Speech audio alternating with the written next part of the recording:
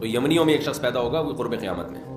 چلیں یہ تو دیکھو جو علامات ساعت ہیں نا, قیامت کی علامتیں ہیں, ان کے بارے میں جتنی بات ہمیں حدیث سے ملتی ہے ہم اتنی پیش گوئی کر سکتے ہیں, اس سے زیادہ احادیث کو جوڑ کر ایک نئی کتاب نہیں لکھ سکتے ہم. سمجھ رہے ہو؟ آج کل یہ بڑا مسئلہ چل رہا ہے مارکیٹ میں کہ یوٹیوب پہ کچھ اسکالرز آ رہے ہیں یا کچھ لوگوں نے نا پوری احادیث کو جوڑ کے نا ایک پورا پیش گوئیاں کی ہوئی ہیں کہ اتنے سال میں صدام حسین دریافت ہوگا, پھر اس کے بعد یہ ہوگا, پھر اس کے بعد یہ ہوگا, پھر یہاں سے آپ ٹرن ماریں گے, پھر یوں جائیں گے, پھر 300, پھر 2000 فلانے میں یہ ہوگا, تو پھر 6 میں یہ ہوگا. وہ جب نہیں ہوتا تو لوگ قرآن و سنت سے بدگمان ہوتے ہیں کہ دیکھو حدیثوں میں تو تھا لیکن ہوا کچھ بھی نہیں. ہر مجدون کے نام سے کتاب آئی تھی صدام حسین پہ, انہوں نے سب کچھ امام مہدی والی سے متعلق جتنی حدیث ہیں وہ سب فٹ کر کے, تو میں نے وہ کتاب پڑھی نہیں تھی. میں نے کہا یار یہ جو چیزیں نبی سے منسوس ہیں نا وہ تو ہم نے پڑھی ہوئی ہیں حدیث میں, یہ تو انہوں نے جوڑا ہے اپنے انداز سے جوڑا ہے نا. تو مجھے بہت لوگوں نے کہا یہ پڑھو, میں نے نہیں پڑھی. میں نے کہا میرا دل ہی نہیں آتا اس کے اوپر, پڑھ کے دماغ خراب ہوگا اور کچھ بھی نہیں ہوگا. تو جب صدام حسین کو پھانسی پہ لٹکا دیا نا تو وہ کتاب ہی غلط ثابت ہو گئی, کیونکہ اس میں یہ نہیں تھا کہ پھانسی پہ لٹکے گا, اس میں کچھ اور تھا کہ آگے جا کے بہت کچھ علاقے فتح کرنے اس نے. تو اس لیے یہ کام چھوڑ دینا چاہیے. جو چیز جتنی مبہم حدیث میں رکھی ہے اس میں کوئی حکمت ہے تو اس کو مبہم طور پر ہی بیان کرنا چاہیے. تو جو ہے جیسے یاجوج ماجوج کا ہے, بس اس کو اجمالی طور پر ہمارا عقیدہ ہے کہ یاجوج ماجوج دنیا میں کہیں ہیں اور ایک نہ ایک دن نکلیں گے, حضرت عیسیٰ علیہ السلام ان کو قتل کریں گے.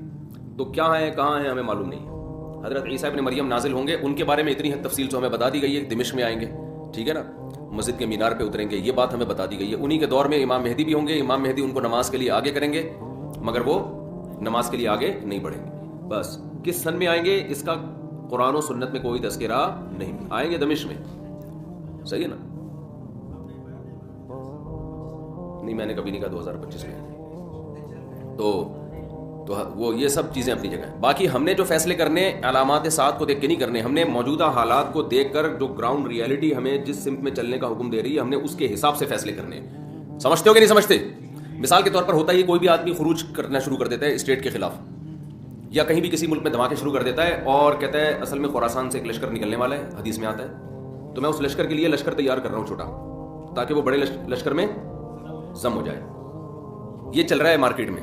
تو بس امام مہدی آنے والے ہیں, تو وہ دیکھو حدیثوں میں تو آتا ہے جب یہ ہوگا تو پھر وہ دیکھو ابھی امام مہدی آنے والے ہیں, ابھی یہ دھماکہ کرنا ہے, ہم نے فلاں جگہ بم رکھنا ہے, تو بھائی لشکر تیار ہو رہا ہے نا, تو خلاف خلیفہ بھی آ رہا ہے, تو ہم امام مہدی کے ساتھ ملیں گے. تو آپ کہو کب آ رہے ہیں بھائی, حدیثوں میں ملتا ہے دیکھو, تو وہ یہ لشکر ہوگا اور خراسان میں ابھی دیکھو بم پھٹا ہے کہ نہیں پھٹا, تو یہ وہی امام مہدی کا لشکر تیار ہو رہا ہے. بھائی ہمیں کیا پتا یہ وہ والا ہے یا وہ والا بم پھٹا ہے یا وہ والا جو امام مہدی کے دور میں پھٹے گا وہ بعد میں جا کے پھٹے گا, ہمیں کیا پتا یار.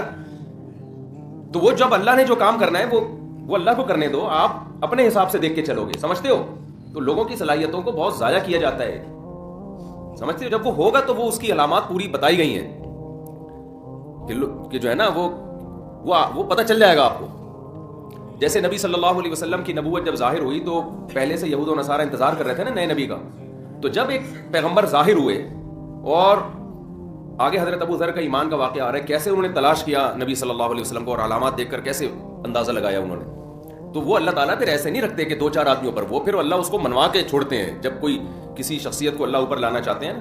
تو پھر نبی صلی اللہ علیہ وسلم نے جب دعویٰ کیا تو آپ کی دعوت پھیلی ہے, آپ کے معجزے ظاہر ہوئے ہیں, پھر لوگ جوک در جوک ایمان لانا شروع ہوئے. تو حضرت مہدی کا بھی ایسا ہی ہوگا کہ ایسا نہیں ہوگا کہ وہ جناب جب ظاہر ہوں گے تو بس 4 آدمیوں کو پتا ہوگا. جب وہ ظاہر ہوں گے تو اللہ نے ان کے ساتھ اتنے ان کے برحق ہونے کے دلائل رکھے ہوں گے کہ آپ کو کتابوں میں کی ضرورت نہیں رہے گی.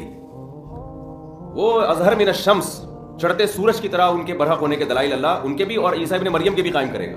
یہ خبریں پوری دنیا میں پھیلیں گی, کوئی انکار نہیں کر سکے گا. سمجھتے ہو کہ نہیں سمجھتے؟ تو کیونکہ ان کے ساتھ پھر ساتھ دینا واجب ہوگا نا, تو پھر اللہ اپنے بندوں کو ایسے نہیں, جیسے عیسیٰ علیہ السلام نے جب نبوت کا دعویٰ کیا نا, یا حضرت مریم نے کہا کہ یہ ولد الزنا نہیں ہے معاذ اللہ, تو اللہ میاں نے ایسے ہی نہیں چھوڑ دیا. حضرت عیسیٰ ماں کی گود میں پورے یہودیوں کے مجمع کے سامنے بولے ہیں. وہ تواتر کے ساتھ پھر بنی اسرائیل میں خبر پھیلی ہے کہ بچہ ماں کی گود میں بولا ہے کہ میں انی عبداللہ آتانی الکتاب وجعلنی نبیا. تو اتنا تواتر کہ جس میں جھوٹ کا امکان ہی ختم ہو جائے. ایک آدمی نے نہیں کہا کہ میں نے بچے کو ماں کی گود میں بولتے ہوئے دیکھا ہے. پورے یہود کے بڑے بڑے جتنے بھی علماء صلحاء سارے اس مجمع میں موجود تھے, سب کے سامنے عیسیٰ ابن مریم نے گواہی دی ہے. اور پھر صرف اتنا بھی نہیں, اس کے بعد کنٹینیو مسلسل آپ کی نبوت کی شہادتیں ملتی رہی ہیں ان کو. تو اللہ تعالیٰ پھر تبھی تو دیکھو یہ جو آج یورپ میں اتنا گوروں نے حکومت کیا نا اتنی بڑی دنیا پر, تو یہ کیا تھا, یہ عیسائیت کی بیس پہ ریاستیں خلافتیں قائم ہوئی نا. آج جو پورا یورپ ہے یہاں جب گورے آئے انہوں نے مذہب کو نکال دیا, تو یہ ان کی حکومتیں مذہب کی بیس پہ ہی تو قائم ہوئی تھیں کہ پیچھے ایک پیغمبر کا نام استعمال کیا نا انہوں نے, عیسیٰ ابن مریم کا. یار رہنے دو. دیکھو دنیا میں اتنے بڑی پاورفل ریاست قائم کرنا, اس کے لیے ٹھیک ٹھاک قربانی چاہیے, بے تحاشا گاجر مولی کی طرح کٹے ہوں گے. تو اس کٹنے کے پیچھے ایک سچے پیغمبر کی موٹیویشن تو ہو سکتی ہے, بغیر اس موٹیویشن کے کوئی نہیں کٹتا اس طریقے سے.